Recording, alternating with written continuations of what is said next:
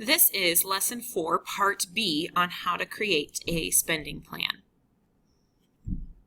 We left off at the first part of this lesson discussing Michael and Selena's monthly expenses and income. So this is similar to what a spending plan might look like. At the very top of the page, you can see all of the expenses that Michael and Selena expect to have to pay this year. Now Michael has $45 for cell phones, $70 for car insurance, $120 for food, $40 for gas, $30 for clothes, $100 for entertainment, and only $5 for personal care. A total expense of $410. And he estimates that his income will be about $544. Selena, on the other hand, she has less expenses, only $60 for food, $60 for clothes, $40 for entertainment, $10 for personal care, and $8 for donations. So she expects to have to pay $178 this month, but she's only making an estimated income of $160. So the question I posed at the very end of the last part of this lesson was, do they have enough money to pay for their expenses? Well, in order to figure that out, you could use subtraction. You would take the estimated income, so for Michael that's $544, and subtract his total expenses, $410. You do the same thing for Selena, $160 minus $178. Now, if you're good at comparing numbers, you can probably already see that Michael has much more money coming in than what he expects to pay. Selena, on the other hand, she expects to pay more money than she actually has. So when we do the subtraction, we find out that Michael still has a difference, or about $134 extra dollars at the end of the month, whereas Selena came up $18 short. She didn't make enough money for how much she wants to spend. Now, not only do Michael and Selena have these specific expenses that they are working towards this specific month, but they also decided that they were going to save some money. We talked about that when we discussed goal making. So when we looked at their SMART goals, which is on page 16 in your student guide in that booklet, Selena set a goal to save $25 extra each month, and Michael wants to save $40 each week. So that's $160 each month. Knowing all of that information, do they still have enough money to make this saving plan work? So here's what we have. We know that Michael wants to save $160 extra each month, and Selena wants to save $25 extra each month. Well, if we look at how much Michael has left over, he only has $134 left over. That means to meet his goal that he is short $26. Selena, well, she's already short $18, and we have this goal on top that she really wants to save for. So she is short about $43. So Michael is short $26. Selena is $43 short for all of her expenses and savings that they want to add on top of it. So now we have to figure out, what can these two individuals do in order to make ends meet? Because as it is, they're losing money if they try and save and have to pay for everything. So what can we do? Well, we could change some of their expenses. Now, a lot of these expenses, like for Michael's cell phone and car insurance, those he has to pay. He's going to have to pay $45 and $70 for cell phone and car insurance. A company is not going to let you pay less than that. They'll stop your cell phone coverage, or they'll stop your car insurance coverage. So we have to figure out where we can get $26 from the rest of Michael's expenses. A lot of the times people want to try and take money right off the top. So maybe you could take $26 right off of how much money you're spending for food. But again, $120 for food, if he has to pay for his family or brothers and sisters to eat, he might not want to do that. Now maybe $10 off of that would be acceptable, but then we'd still have to find money someplace else that we could take away so that this budget will become acceptable for Michael. So a couple options. You could take off $10 from food. You don't really want to take off money from gas, because if you have to drive someplace and you don't have money for gas, you're not going to be able to get there. And if Michael has a job, he needs to get to his job and back. So taking money out of here to put into savings might not be the best place. So we could maybe take $10 out of food. Perhaps you could take another $10 out of entertainment. That's a lot of fun for a month. That's going to movies and playing with friends. It's not a bad thing to want to enjoy yourself and play video games and go out to movies, but it's not a necessity. Remember, we talked about needs and wants? Well, this is one of those wants areas, not necessarily a needs area. He only spends $5 in personal care, so that's like getting your hair cut and getting shampoo and conditioner and all those different things that you need to keep yourself clean. So this is definitely not an area that we should really take money away from. And even clothes, $30 for clothes, that's like a new shirt or 2 or 3 every month. That's not an awful amount of money. So I would say the best places to take out so that we could make up this $26 difference is probably from food and entertainment. It doesn't mean you couldn't take some money away from maybe clothes, but you definitely can't take anything away from cell phone, car insurance, and probably not gas. Okay, so what we just did is we decided that in order to make ends meet for Michael, we were going to reduce how much he spends on food and how much he spends on entertainment this month. So we only had to take away $26. That's not too bad to have to make ends meet.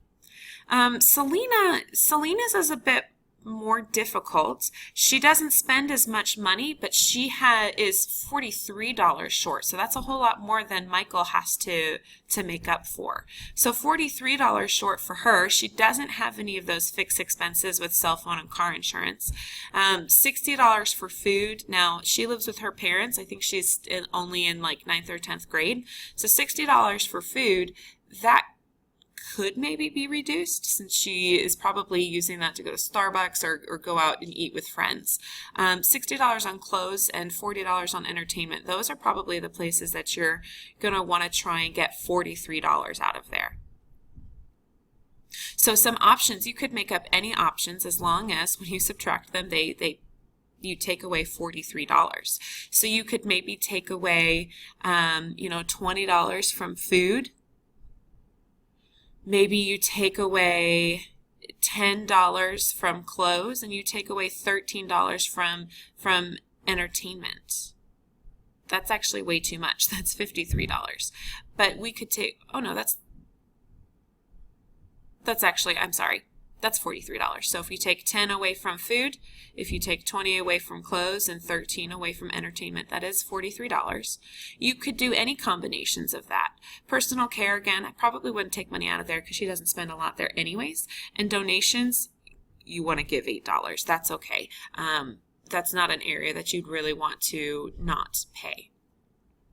So that could be like donations to a charity or to church. And those companies, they don't make money other ways than by receiving donations from other people. So again, we have to figure out where we're going to get the $43 from. So I would say, take it from food, clothes, and entertainment. Those are areas that Selena spends money in. She spends quite a bit money in, so reducing it a little bit probably wouldn't impact her expenses that much. So you've seen an example of what a spending plan looks like. You've also seen how you can modify it if you're finding that your income does not cover the amount of expenses that you are spending per month.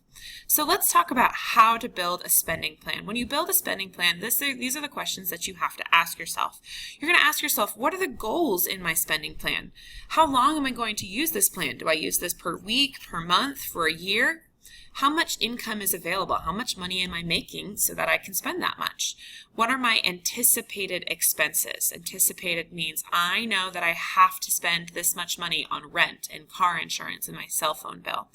And how does the plan need to be adjusted? If I'm spending too much money and I can't meet my goals, what do I need to do to fix that?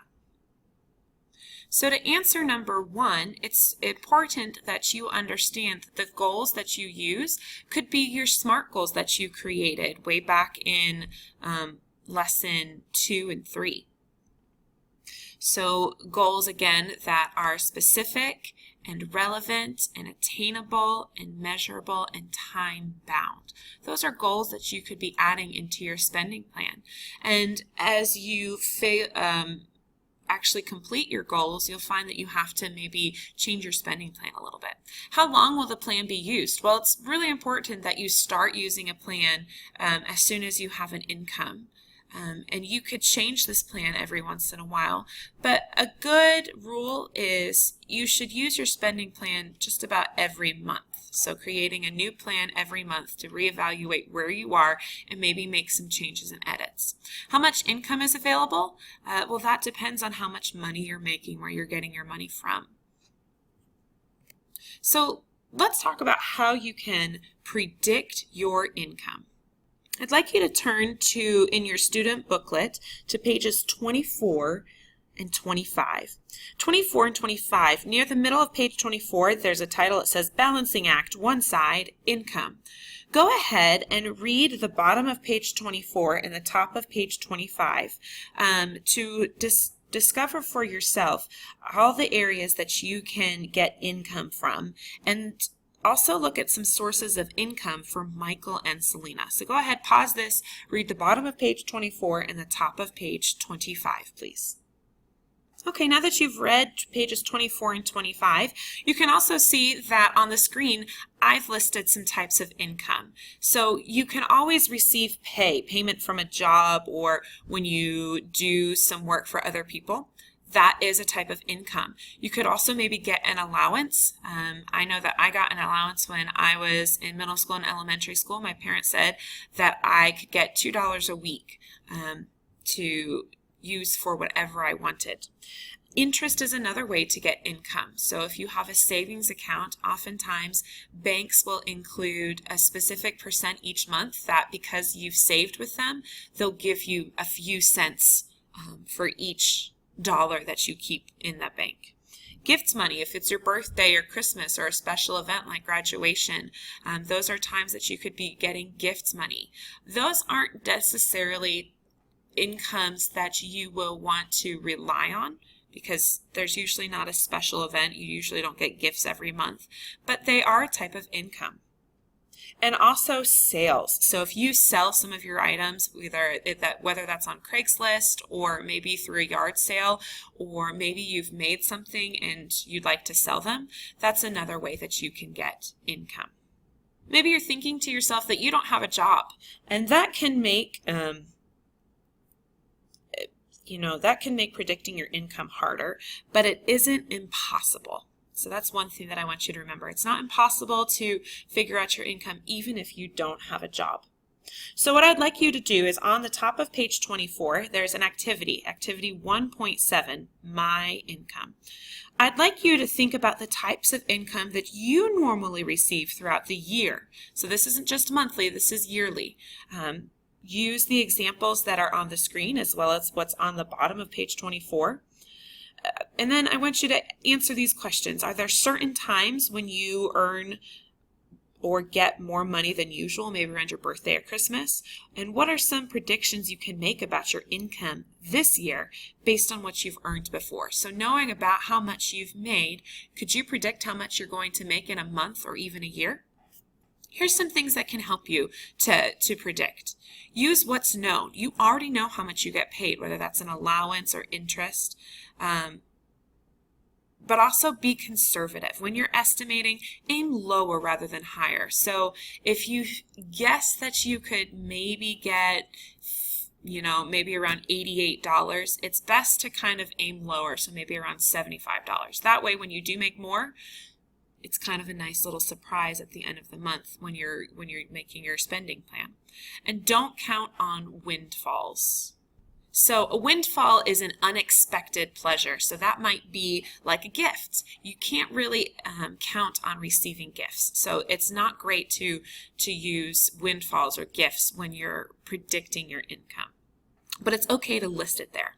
Okay, so that is all the time we have in this lesson. Right now, go ahead and complete activity 1.7, My Income, and answer the questions there. Thanks so much.